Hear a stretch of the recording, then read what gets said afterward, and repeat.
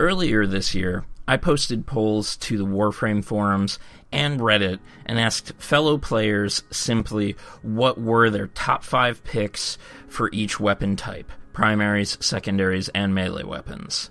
These didn't have to be the most efficient, most played, most damaging, or just their favorites. It was simply their top 5 for whatever they wanted to play with. My personal goal was to figure out what was being played with the least. Here's why. Warframe is a game most often played around the mid-tier of the game's difficulty.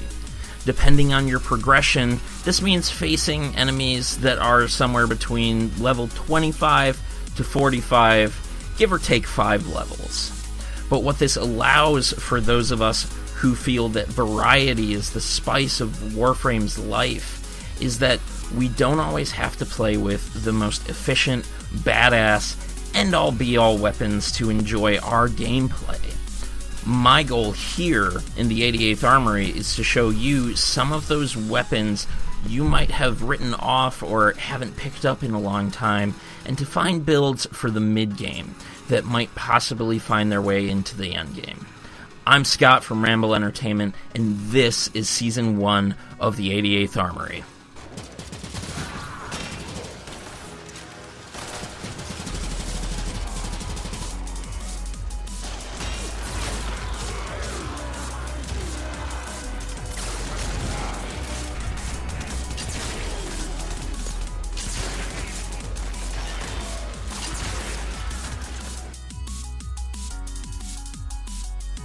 This week, the weapon we want to talk about is the Sobek, or more specifically, the Sobek with the Adic Shells mod dropped by Kayla Dethane from Rathuum. Now, the reason I want to talk about the Sobek, and what you'll see here is doing corrosive damage. Let's go ahead and pull up the base stats for the Sobek. The reason I am starting off with corrosive damage and fighting the infested in the background footage is because the Adic Shells mod distributes corrosive damage across your enemies on kills, and we'll talk about the mod in just a moment. But the reason I want to talk about the Sobek, even though it was decently high on the polls that I used to construct the first season of the 88th Armory, is because I find that it's one of my favorite weapons mid-tier of the game, and even late-tier of the game, taking it to sorties or what have you. And I found it surprising that it was pretty low comparatively to some of the higher-level weapons. So I wanted to talk about it. So let's do just that. So the base stats, you have a decently lower pellet count than most shotguns, but of course with a full multi-shot, you'll achieve 11 or 12 depending on how they're rounded, the multi-shot rounds. You'll have 11 or 12 pellets per shot, and then a maximum ammo of 240. Now, the wiki says, by the opinion of some of the wiki writers, that is a low ammo pool. I find that with max mods, that I never have ammo efficiency problems with the Sobek when not using any additional speed to the weapon. It has high damage, a decent crit, and we won't really talk too much about the status, as you can't achieve 100% status with it. The build I'm using here in the background utilizes a lot of corrosive damage, amplified by the Blaze mod, which adds an additional 60% heat damage and 60% damage across the board. I choose to use Critical Chance, and we will talk more about that in the builds. And it has some additional status, which isn't too effective, and of course, slightly modified reload speed. Let's go ahead and take a look at another build before we get into the mods for this weapon. So here we have the build meant for Grineer with the Sobek, and let's go ahead and pull that up. So there it is, and you'll notice immediately that there is less radiation than there is corrosive. This is because when combining charge shells with Blaze, the heat and damage mod, you're basically sacrificing some of that heat damage that would combine with charge shells to create radiation to give overall damage, plus 60% overall, which is important. That's important, and we'll talk about that when it comes to critical chance as well, but that will be in the mods section. Now, I find the Sobek to be a ideal choice in fighting the Grineer, a super effective choice in fighting the Infested, an ideal choice with fighting the Grineer and Corpus, especially the Grineer, because the Acid Shells distributes corrosive damage within a 15-meter radius. I'm going to pull up the mod and let's find out. It distributes corrosive damage across a 15-meter radius, and corrosive damage gives plus 75% damage to ferrite armor. Now, this will affect your heavy gunners and some of your other particular Grineers. I believe the Ballista and a lot of the female Grineer seem to take corrosive damage, whereas a lot of the male Grineer seem to take radiation damage to do that extra damage to them. Now, what the mod does is, within that 15-meter effective radius, is it distributes 450 damage plus 45% of the enemy's max health. So when you kill those big bads, the Bombard, the Heavy Gunner, it will distribute more damage to the enemies around them, and this will especially affect the lower tier enemies, your Sobek wielding Grineer, your Lancers, etc., Hayeka Masters, the Hayekas, the Drox, and this really just makes the weapon have more scaling to it, and I feel that the weapon even scales into sorties and higher level instances, such as survivals and defenses if you choose to go the distance. So let's go ahead and take a look at the mods that the weapon utilizes in my builds. So what we have here as Corpus footage plays in the background is our standard build utilizing Acid Shells, and my standard build utilizes Blunderbuss, and this is a standard build used against Grineer. Now, as I mentioned, I think I mentioned it, I don't have a particular build, a magnetic and heat build against the Corpus. What I utilize is the either the corrosive build or the radiation and toxin build to fight the Corpus. Now, I would recommend corrosive because when you see Axiom Ospreys, you can basically one-shot them or two-shot them and pick up Axiom, because corrosive does extra damage against the Axiom Osprey's armor. Anyway, so the reason that you can get away with doing this is because impact shells will do extra damage to shields, so you don't really need to rely on magnetic, or you can use the radiation and toxin build to simply use the impact shells to do the damage to the shield, and using toxin to simply bypass the shield entirely. Now, this build, as I mentioned, my build utilizes Blunderbuss. Not everybody's going to agree with this. It only gets critical chance up to 19%, however, that is 11 or 12 pellets getting up to a 19% chance each. And what's worth noting about this is when you are using the proper damage types against enemies, say radiation against alloyed armored Grineer, you're getting an additional 75% damage for that radiation damage, and then you're multiplying that times 2. So I find that critical chance is definitely worth having on this weapon. Not everybody is going to agree with that, and that will give you an extra mod slot. Moving forward, we also have Seeking Fury. Seeking Fury is basically what I use to mitigate some of the excessively long reload time and give the weapon a bit more oomph for its rounds, allowing you to punch through doors and, again, kill some enemies, distribute that damage, allowing you to punch through enemies and, again, distribute that damage even further, so this helps to mitigate round loss when you're reloading with that excessively long reload. Now, some people might want to go for an additional tactical pump. I don't find that this gets the reload speed low enough to sacrifice 2 mod slots, and so I go with Seeking Fury to add some additional technical damage. Now, again, we were talking about Blaze.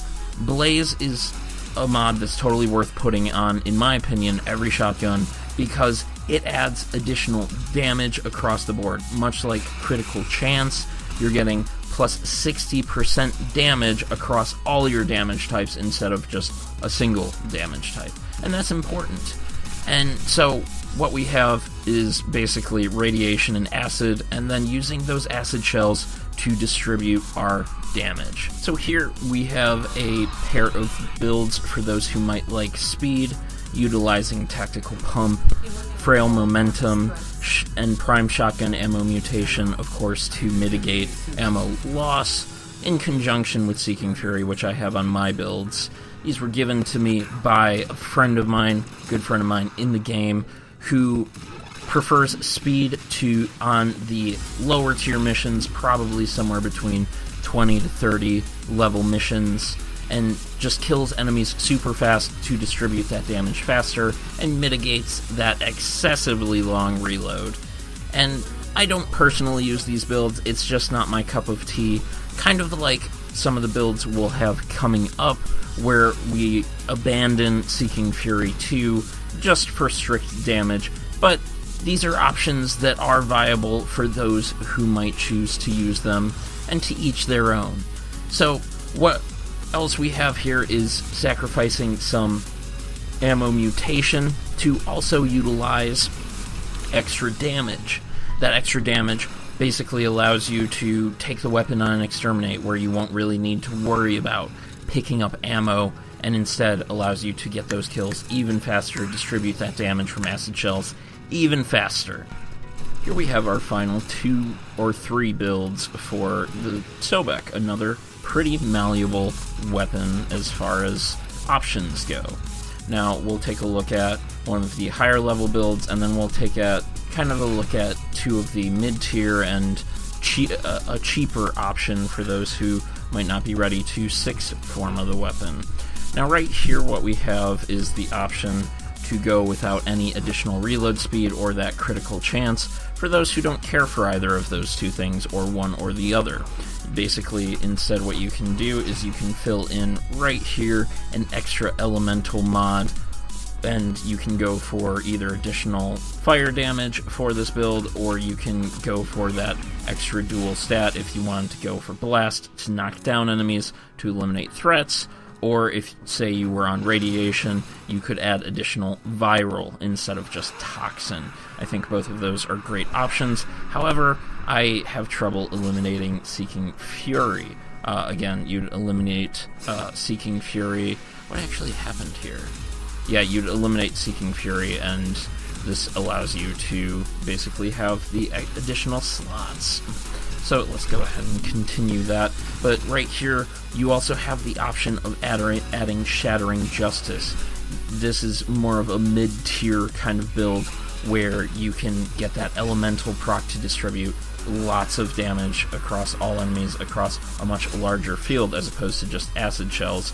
So this gives you the opportunity to just do a lot of area of effect damage for cheaper. This also does add the additional 20% status. You can get up to about 80% status, and we'll get to that in just a moment here. You can get to about 81% status, and that's not terrible for shotguns. It's just, it's not effective. It's not consistent, as I said in my first 88th Armory video, and I will say in many, many more 88th Armory videos. You're just not going to get a lot of consistency out of status, even at 81%. And that's important, especially when you want to possibly confuse with radiation, cut down health with viral, add additional damage with toxin, or remove armor with corrosive, and of course the additionals with blast or gas or what have you. These are important when you aim for status, and this is the cheaper build, and even when you're going with the cheaper build, in my opinion, you're simply just adding the elemental damage for cheaper, as opposed to really going for a status type build where you're getting those status procs. Initially what I was going to show here was the Sobek in sorties with Mag and Nova, and then I thought to myself, well, you know, obviously Mag and Nova have an effect on how a weapon functions, on how the Sobek would function at higher levels. And Then I was thinking to myself, well, technically, a lot of frames have an effect on weapons at higher level. Of course, if, one wants to say a weapon in and of itself fails to achieve high-level function without Warframes, then yeah, a lot of times they're going to be right with most weapons. However, the fact is, we play Warframe with Warframes, and so I decided it's okay to think that the Sobek does go to the highest level of play with Nova, with Mag, with Necros, with...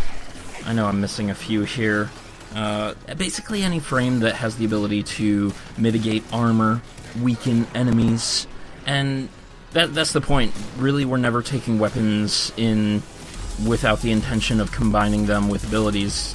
Combine weapons for finishers with Nezha and Excalibur and Mirage, and when you take a weapon with Mirage, of course you're looking to put more area of effect down because she spreads out that area of effect. Similar Ignis, these are two great combinations with Mirage, and the point is that even if the Sobek does have fall off, that can be mitigated with Warframe abilities that we're going to be using in the first place. So with that, I say that yes, I still find the Sobek to be a weapon that does phenomenally at the mid-level, wrecking infested and doing damn good against the Grineer and Corpus, and does great even at the high level. I've been Scott from Ramble Entertainment, and this was the second episode of the 88th Armory. I hope maybe for some of you, this has you taking the Sobek out of its closet and going to get an Acid Shells. We'll have another episode of the 88th Armory next week. Have a good one.